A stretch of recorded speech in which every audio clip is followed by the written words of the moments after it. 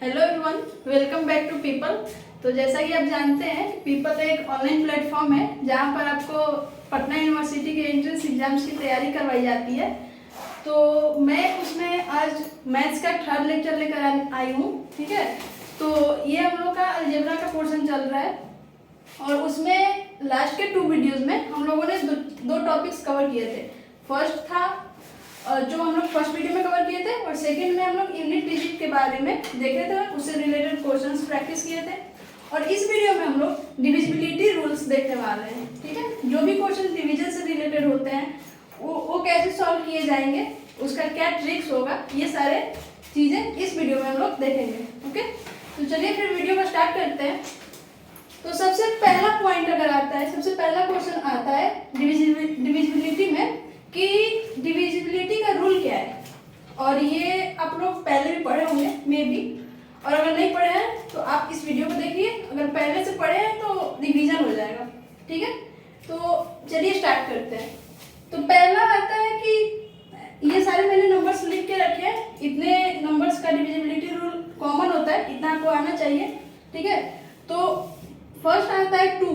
ठीक है, कोई नंबर 2 से डिवाइड होगा, इसका क्या रूल है। ओके, तो अगर कोई नंबर दिया है, लेट्स सपोज 132। ओके, तो ये 2 से डिवाइड होगा, ये हमें तो लाइक देख के पता चल रहा है कि हाँ ये 2 से डिवाइड होगा। तो ये आपको कैसे देख के पता चल रहा है, तो इसका रूल है कि अगर किसी नंबर के लास्ट में, ठीक है, लास्ट मतलब यूनिट डिजिट पर 2 या 0 हो, ओके 2 या 0 हो तो वो नंबर 2 से डिवाइड होगा। ठीक है, तो मैं यहाँ पे रूल लिख नहीं रही हूँ, मैं बोल रही हूँ, आप उसको वीडियो पॉज करके नोट कर सकते हैं। ठीक है, क्योंकि अगर मैं लिखना स्टार्ट करूँगी तो वीडियो लंबा हो जाएगा।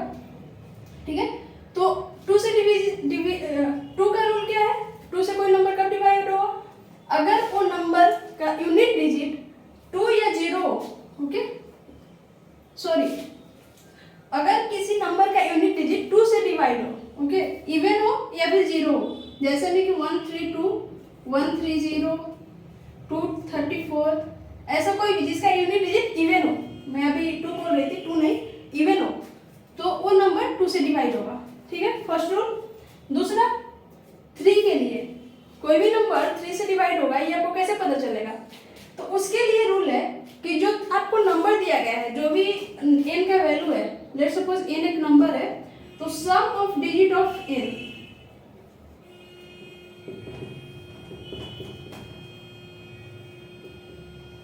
ये जो सम ऑफ डिजिट ऑफ n आएगा, लाइक अगर ये n का वैल्यू है तो इसके हर एक डिजिट का सम कीजिए और उससे जो रिजल्ट आएगा उसको डिवाइड कीजिए 3 से। और अगर रिमाइंडर 0 आता है, ठीक है, अगर रिमाइंडर 0 आता है, ये क्या है, रिमाइंडर है।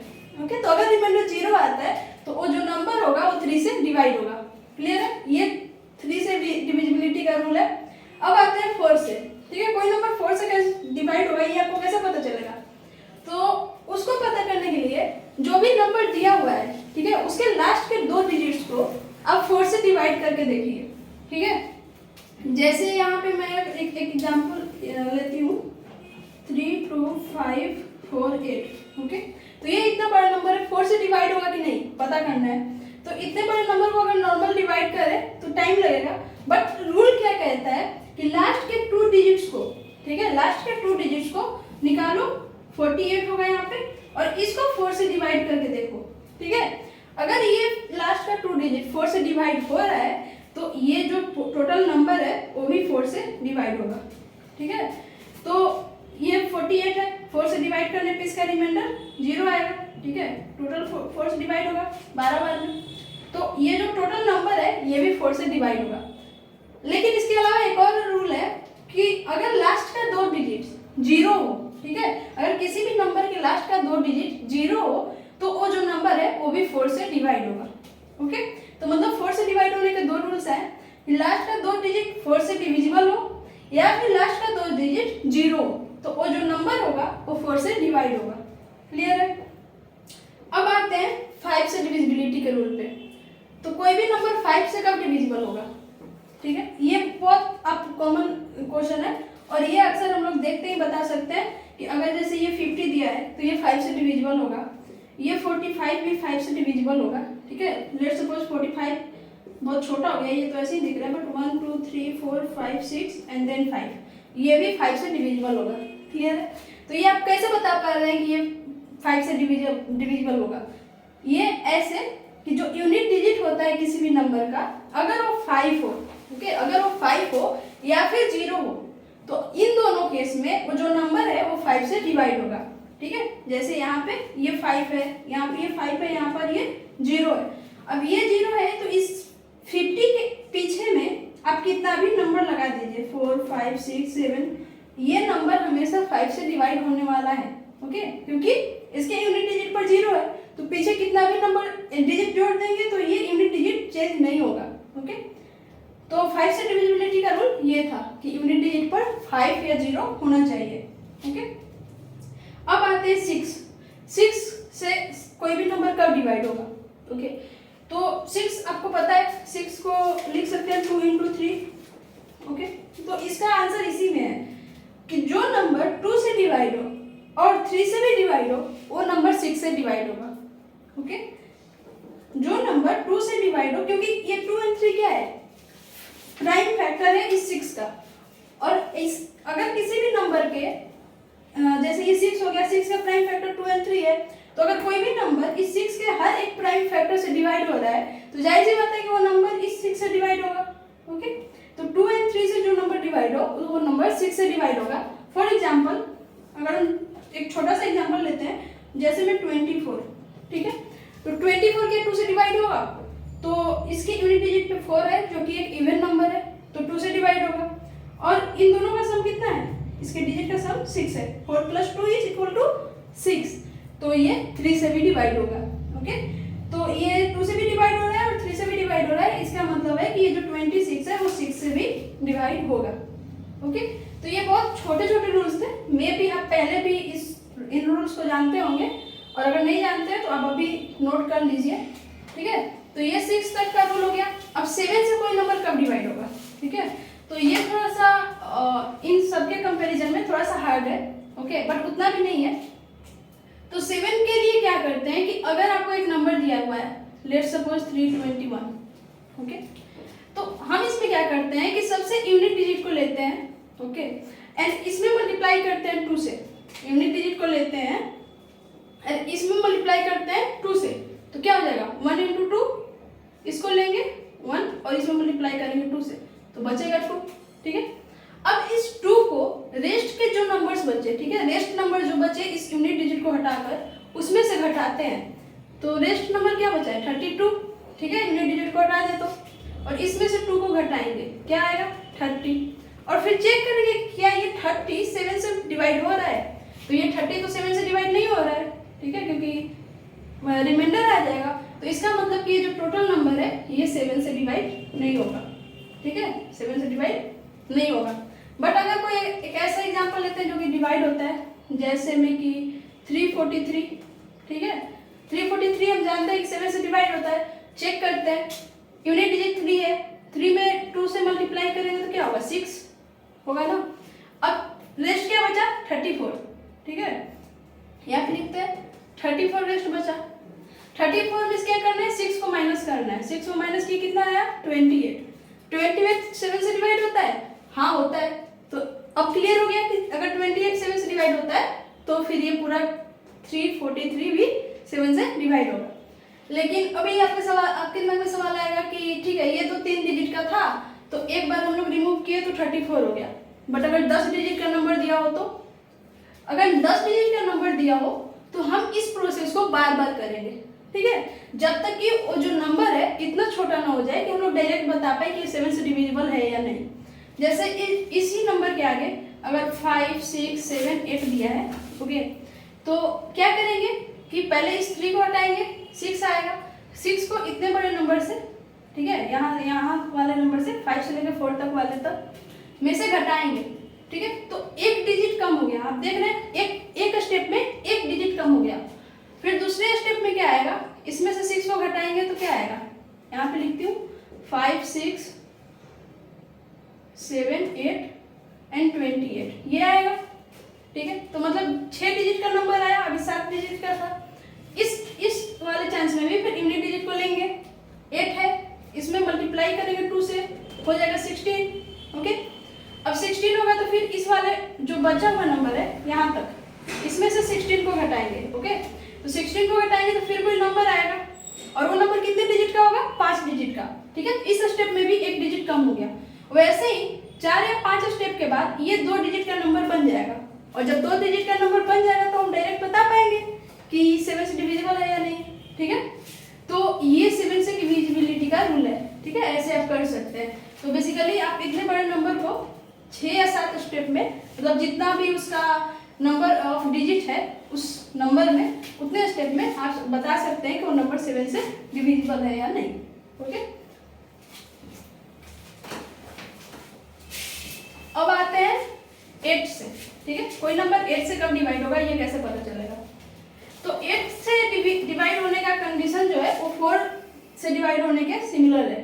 ओके, 4 में क्या होता था कि लास्ट के 2 डिजिट्स को देखते थे कि वो 4 से डिविजिबल है या नहीं, या फिर लास्ट के 2 डिजिट अगर 0 है या नहीं। ओके, तो सेम प्रोसेस है 8 के केस में, बस 3 डिजिट को देखते हैं। ठीक है, तो 8 के केस में 3 2 4 7 4 8 8। ओके, ये अगर नंबर है तो इसमें क्या देखेंगे कि लास्ट का 3 डिजिट लेंगे। ओके, और इसके पहले कुछ भी हो, 2 1 कुछ भी, ठीक है, कितना भी बड़ा हो, पर लास्ट का 3 डिजिट लेंगे और इसको 8 से डिवाइड करके देखेंगे। ठीक है, और अगर ये 8 से पूरी तरह डिवाइड हो जा रहा है, रिमाइंडर 0 आ रहा है, तो ये जो नंबर है, ये इतना बड़ा नंबर, वो भी 8 से डिवाइड होगा। ओके, तो ये आसान हो जाता है करना।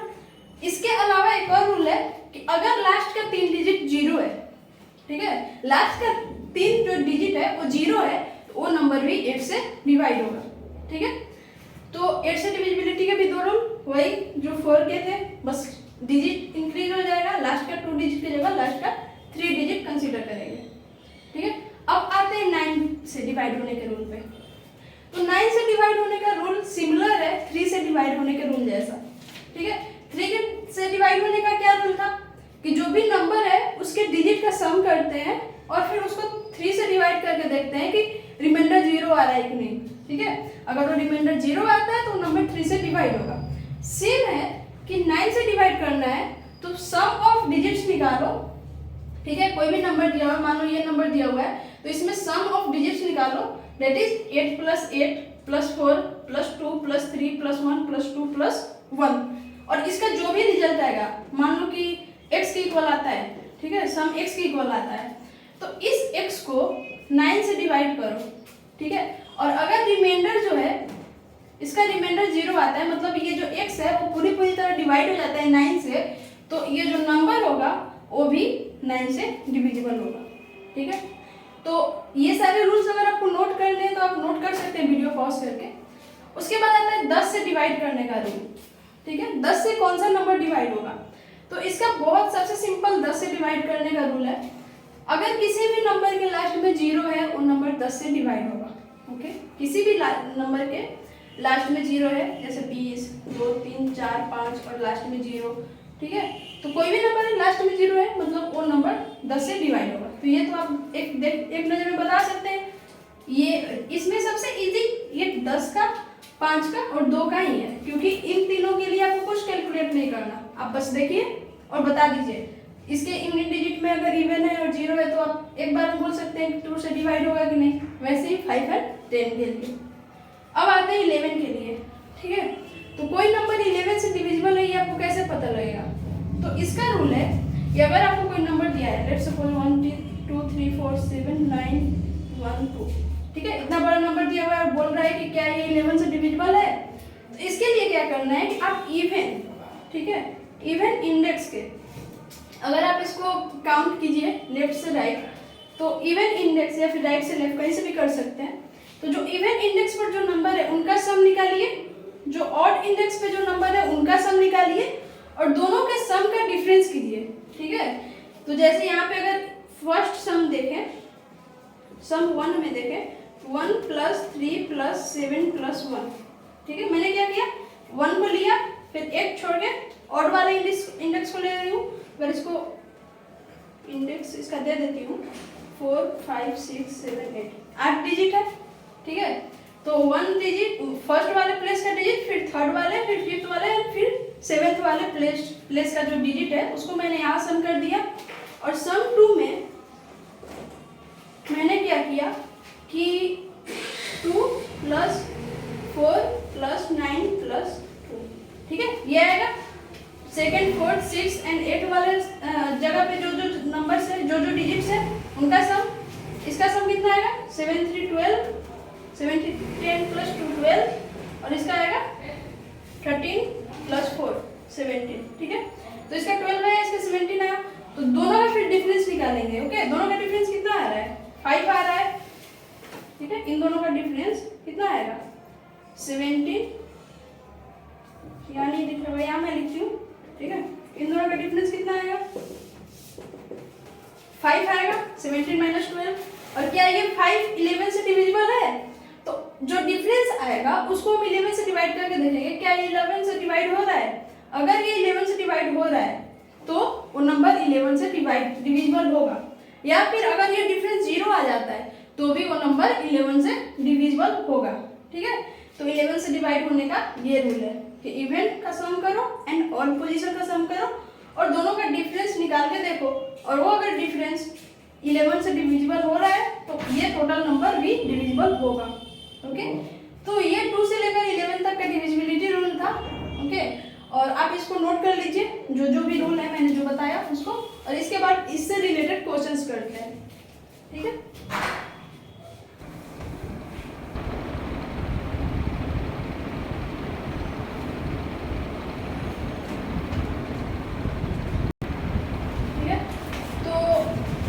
आई होप आप लोग लिख लिए होंगे जो भी मैंने रूल बताया, ठीक है। अब उस पर क्वेश्चंस करते हैं, क्योंकि क्वेश्चन से ही कॉन्सेप्ट क्लियर होगा और एग्जाम में भी क्वेश्चंस ही आने वाले हैं। ओके, तो डिविजिबिलिटी पर किस टाइप के क्वेश्चंस आ सकते हैं, तो मैं यहाँ बहुत सारे डिफरेंट वैरायटी ऑफ क्वेश्चंस कराने वाली हूँ, ठीक है। तो आप इन क्वेश्चंस को पहले खुद से ट्राई कीजिए, और अगर आपसे नहीं होता है तब आप वीडियो को कंटिन्यू कीजिए। तो पहला क्वेश्चन है कि if star is a single digit, okay, star is a single digit and 3 4 5 7 star 6 9 it is a number, ठीक है, ये एक नंबर है, it is divisible by 3, then find the value of star, ठीक है, find the value of star. तो क्या बोल रहा है क्वेश्चन में कि आपको एक नंबर दिया हुआ है और उसमें एक डिजिट का प्लेस जो है वो स्टार से रिप्लेस किया हुआ है, और बोल रहा है कि स्टार एक सिंगल डिजिट का कोई नंबर है, ठीक है, या फिर कोई सिंगल डिजिट है, तो ये स्टार क्या होगा, ठीक है। तो अगर आप ध्यान से देखिए तो क्वेश्चन में कुछ दिया हुआ है, गिवन है कि जो नंबर है वो 3 से डिविजिबल है, और 3 से डिविजिबल होने का क्या रूल है, 3 से डिविजिबल होने का रूल है कि जो नंबर है उसके डिजिट्स का जो सम होगा वो 3 से डिविजिबल होगा। ये क्लियर है। तो हम इस क्वेश्चन में जो भी गिवन है उसका यूज करेंगे। अभी ये नंबर है, ठीक है 3, तो इसका पहले सम निकालते हैं, डिजिट का सम निकालते हैं। तो क्या होगा डिजिट का सम 3 + 4 + 5 + 7 + स्टार + 6 + 9, और ये डिविजिबल है किससे 3 से, तो इसका जो भी सम आएगा वो 3 से डिविजिबल होगा। क्लियर है। पहले सम निकाल लेते हैं, ठीक है, सम पहले निकाल लेते हैं। क्या होगा 4 3 7 5 12 12 7 19 एंड देन 25 और 34 प्लस स्टार, ये आ रहा है।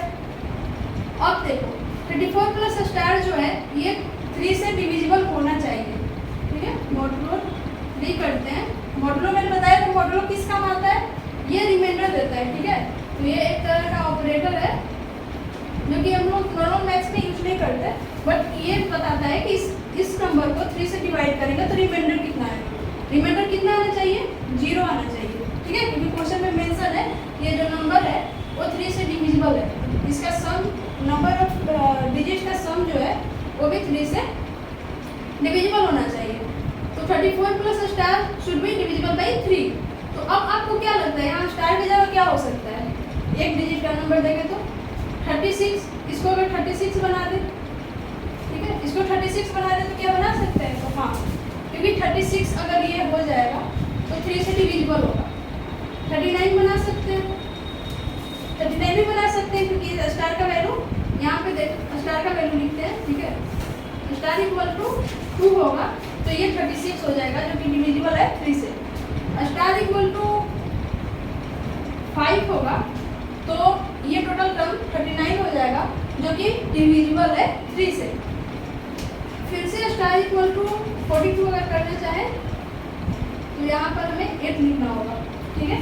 तो स्टार 8 होगा तो ये हो जाएगा 42 जो कि डिविजिबल है 3 से। 45 करना चाहे तो स्टार का वैल्यू लिखना पड़ेगा 11, ठीक है। लेकिन आप देख सकते हैं ये 11 जो है वो 2 डिजिट का नंबर हो गया। यहाँ पे क्वेश्चन में मेंशन है कि जो स्टार है वो सिंगल डिजिट का नंबर है, ठीक है।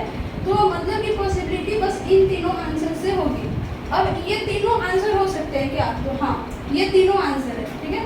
2, 5, 8 में से कोई भी आंसर हो सकता है। आपको देखना है कि आपके ऑप्शन में इनमें से कौन सा दिया हुआ है, ठीक है। तो इनमें से में भी आपको ऑप्शन में दे दिया गया 2 और फिर इसके बाद दे दिया गया 1, 4 और 6, ठीक है। तो आप वहाँ पे टिक कीजिएगा 2 को। लेकिन अगर ऑप्शन में दे दिया गया 2, 5, 8 और फिर ऑल ऑफ दी अबव जो नॉर्मल होता है, अक्सर क्वेश्चन में ऑल ऑफ दी अबव का ऑप्शन रहता है, तो ये दे दिया गया तो आपको ये तीनों पता करना होगा और ये तीनों पॉसिबिलिटी है तो आप इस ऑप्शन को टिक करेंगे। क्लियर है? तो ये था इस क्वेश्चन का कॉन्सेप्ट। अब आते हैं दूसरे क्वेश्चन पर, ठीक है। इस टाइप के बहुत सारे क्वेश्चन आएंगे। ये 3 से डिविजिबल दिया था, हो सकता है 9 से दे, तो 9 से भी सेम कॉन्सेप्ट है कि इसका ये सम जो है 9 से मॉड्यूलो करने पे 0 आना चाहिए, तो उसको आप यूज करके ऐसे बहुत सारे क्वेश्चंस कर सकते हैं। मैंने एक का कॉन्सेप्ट बता दिया, ओके। अब आते हैं दूसरे टाइप ऑफ क्वेश्चंस पे, ठीक है। तो यहाँ पे गिवन है कि इफ 335 प्लस 5a7, ठीक है, यहाँ पे a दिया हुआ है जिसका कि हमें वैल्यू निकालना है, पता चलेगा, is equal to 8b2 and 8b2 is divisible by 3, ठीक है। क्वेश्चन में गिवन है हमें सारा चीज, बस हमें थोड़ा सा यूज करना है अपने कॉन्सेप्ट का और आंसर निकालना है। तो 335 plus 5a7 is equal to 8b2 and 8b2 is divisible by 3. Then find maximum possible value of a, ठीक है। तो maximum possible value क्या होगा? अब देखो 335 है, 5 और a7 है, ठीक है, और 8b2 है, और ये जो 8b2 है वो डिविजिबल बाई 3 है, ठीक है। तो यहाँ से हमें दिख रहा है 8 प्लस b प्लस 2 करेंगे तो इसका जो सम है, जो भी सम आएगा उसमें मॉडुलो करेंगे 3 से तो इक्वल टू 0 आना चाहिए, ओके। ये मॉडुलो है, डिवीजन का साइन नहीं है, ठीक है। तो ये बस ये बताता है कि रिमाइंडर कितना आएगा, ठीक है, ये क्वेश्चन नहीं बता रहा। अब इसको करेंगे 8 to 10 प्लस b, मॉडुलो 3 करेंगे तो आएगा 0, ठीक है। तो 10 प्लस b मॉडुलो 3 करेंगे तो आएगा 0, होल मॉडुलो है। अब यहाँ पे b का क्या पॉसिबल वैल्यू हो सकता है, ठीक है, ये आप बताइए b का यहाँ पे क्या पॉसिबल वैल्यू हो सकता है। और हमें निकालना क्या है? हमें निकालना है 335 प्लस 5 और 7 इज इक्वल टू 8b2, ठीक है। तो यहाँ पे मैं लिखती हूँ या ऊपर लिखती हूँ,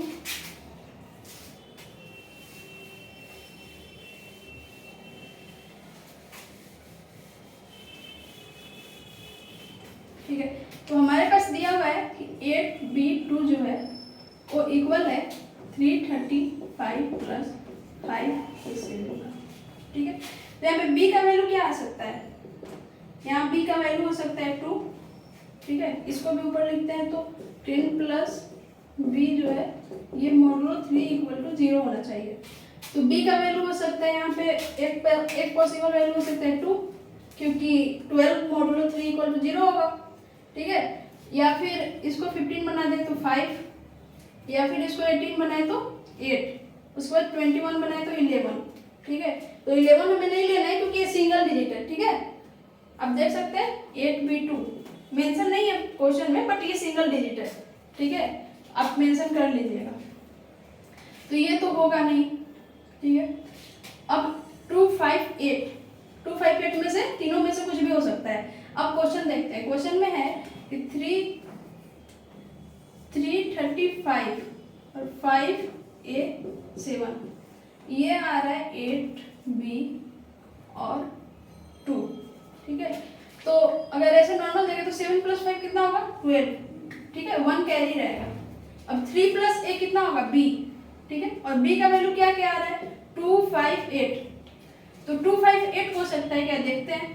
तो कभी भी 3 में a को सम करेंगे तो 2 आएगा, a यहाँ पे पॉजिटिव नंबर है, कभी भी ऐड करेंगे तो कम तो नहीं होगा, ज्यादा ही होगा, तो 2 ऑप्शन भी हमारा नहीं होगा, ठीक है, ये इनवैलिड हो गया। 11 तो इनवैलिड था। अब 5 और 8 में चूज करना है कि कौन हो सकता है, तो 5 हो सकता है क्या, इस b के जगह 5 आ सकता है, तो देखते हैं। 7 + 5 12, एक कैरी है हमारे पास और 3, ठीक है, 3 + 1 4, a की जगह 1 रख दे, ठीक है, a की जगह 1 रख दे, तो यहाँ पे हमारा 5 आ जाएगा। अब यहाँ पे a का एक वैल्यू आया 1, ठीक है, और फिर 5 3 8 हो जाएगा, क्लियर है। दूसरा ऑप्शन आता है 8, तो b का वैल्यू अब 8 बनाना चाहें, ठीक है, b का वैल्यू 8 बनाना चाहें तो हमें क्या करना होगा, तो 5 7 12, एक कैरी है, अब यहाँ पे 3 है, ठीक है, 3 में a सम करते हैं, 3 + a, तो हमें लाना है 8 और एक कैरी भी है, तो a का यहाँ पे पॉसिबल वैल्यू क्या होगा 4 होगा, ओके, 4 अगर a की जगह लिखते हैं तो 4 3 7 + 1 8 आ जाएगा, और फिर 5 3 8, तो मतलब कि हमें a का कितना वैल्यू मिला 2 मिला, और ये कब है, अगर b का वैल्यू 5 हो तो a का वैल्यू 1 आएगा, b का वैल्यू 8 हो तो a का वैल्यू 4 आएगा, ओके। तो हमें क्या क्वेश्चन में क्या बोल रहा है, then find maximum possible value of a, ठीक है, a का मैक्सिमम पॉसिबल वैल्यू, a का मैक्सिमम पॉसिबल वैल्यू क्या है 4 है, तो हमारा आंसर क्या होगा, आंसर हो जाएगा 4, ठीक है, तो ऑप्शन में 4 देखना है, ये भी आ सकता है बट मैक्सिमम पूछ रहा है इसीलिए हम लोग 4 को टिक करेंगे, ओके। तो ये था सेकंड क्वेश्चन, नोट कर लीजिए आप। तो बाकी के 2 क्वेश्चंस मैंने करवा दिए, और बाकी के ये 2 क्वेश्चंस हैं जो मैंने यहाँ मेंशन कर दी हूँ, ठीक है। तो ये क्वेश्चंस भी सेम कॉन्सेप्ट पे है, इसलिए मैं इनको सॉल्व नहीं करा रही, ओके, आप इसको सॉल्व कर सकते हैं, और मैंने आंसर भी लिख दिया है, ठीक है। तो मैं क्वेश्चन एक बार बता देती हूँ। फर्स्ट क्वेश्चन है कि इफ इतना is completely divisible by 11 then find the value of star. ये सेम क्वेश्चन है जो कि 3 से डिविजिबल था फर्स्ट वाला, उसी के जैसा। और दूसरा क्वेश्चन एक नए कॉन्सेप्ट पे है, और ये बहुत इजी है इसलिए मैं इसको नहीं करा रही। ये फॉर्मूला होता है डिवाइडेंड, डिवाइजर, रिमाइंडर सबके बीच का रिलेशन होता है, इसी पे बेस्ड ये क्वेश्चन है, ठीक है। If in a division process if divisor is 5 times of quotient and 10 times of remainder, and if remainder is 20 then find the value of dividend, okay। तो ये एक क्वेश्चन है, हिंट दिया हुआ है, इसका भी आंसर मैंने मेंशन कर रखा है, तो आप इन दोनों क्वेश्चंस को एज अ होमवर्क सॉल्व कीजिएगा, ठीक है। और अगर इसमें आपको कहीं डाउट आता है तो आप कमेंट बॉक्स में कमेंट कर सकते हैं। और इस टॉपिक के लिए इतना ही, ठीक है, इससे रिलेटेड इसी टाइप के क्वेश्चंस आएंगे, और ये आप अगर ये आप दोनों क्वेश्चंस कर लेते हैं तो आप अगर कोई बुक सॉल्व करते हैं वहाँ से क्वेश्चंस कर सकते हैं, ठीक है। तो इस वीडियो के लिए इतना ही, मिलते हैं नेक्स्ट वीडियो में, थैंक यू।